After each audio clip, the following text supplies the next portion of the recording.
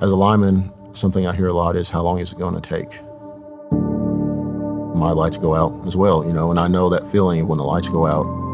You have stuff you want to do that day. You might be having a party at your house, so it can be very frustrating.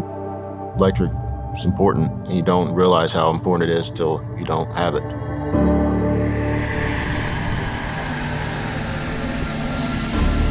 Your electricity is produced by a number of ways. When it's produced at these power plants, they send it out to a switch yard next door.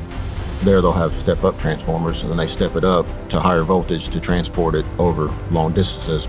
And then they send it down to the next substation, and then there'll be another transformer there, except for this time it's a step-down transformer.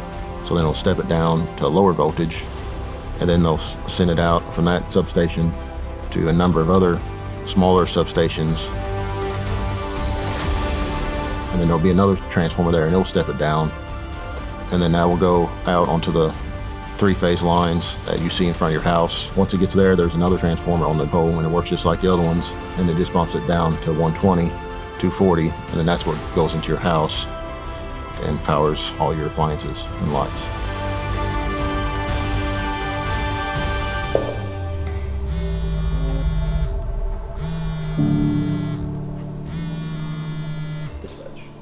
Hello? So if this was a weekend or an after-hours call, I first hear about it with a phone call.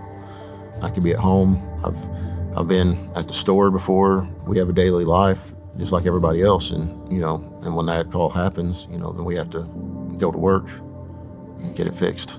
Is this an individual or a line outage? Okay. Yeah, just email me the information. So I always ask if it's an individual or a line outage.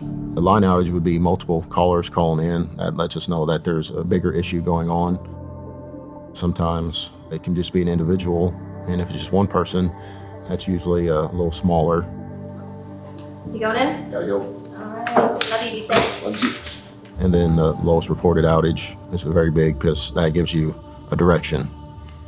And I always tell people to report their outages because that helps us a lot.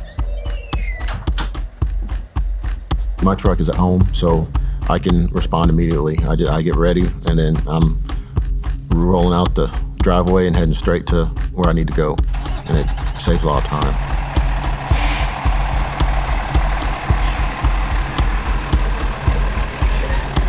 People might see me drive by several times.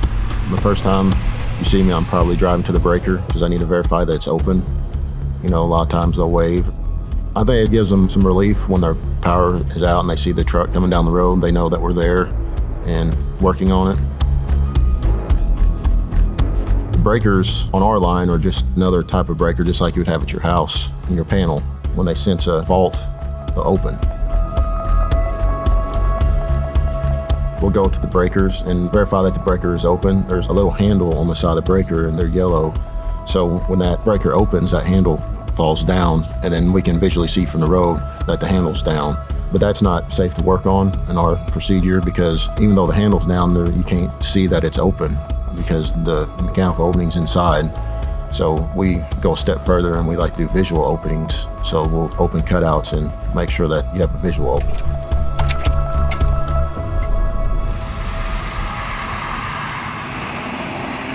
You'll see me drive by again because I'm driving by your house looking at the lines, trying to find the issue. Tree limbs, trees, lighting. If it's a storm, a lot of times lightning will knock the line out. Wind damage, car accidents, equipment failure is an issue sometimes. Sometimes they'll even flag me down if they think they can help. A lot of times they'll give us extra information too. Like, I saw this tree the other day down the road and it looked like it was close, or I heard a boom or a loud bang. That helps us narrow down. And then once we get to the location, we'll ground the line. We have to do a voltage check, so we check for voltage, make sure that the line is open and is dead, and then you'll start putting your grounds on. OCR is open. We do a safety briefing, and a lot of the things we cover in safety briefing is unexpected hazards. Like we're on a highway, I'll just say, be aware that we're on a highway here, we have traffic. On a normal outage, we do a two-man call out, so there'll be two guys there. And then depending on what it is or how extensive the outage is, sometimes we'll need more help. If it's a broke pole, we'll call in some more people to help. but usually it's a 2-man call out. When we get the repairs finished, the first thing we want to do is remove our grounds. If you live close to the breaker, you'll see me drive by a third time. Usually that's when I'm heading back to the breaker to heat it back up and get your power back on. 51 to 835. This is 835, go ahead. Once we get to the breaker, we'll call dispatch and let them know that we got our repairs done, we got our grounds removed, and we're ready to energize. They'll make sure that nobody else is on the line, and they'll ask me, who do I have with me? I'll verify that I have my crew with me, and then they'll give me clearance to energize the line, and at that point, we'll energize the line and make everybody happy.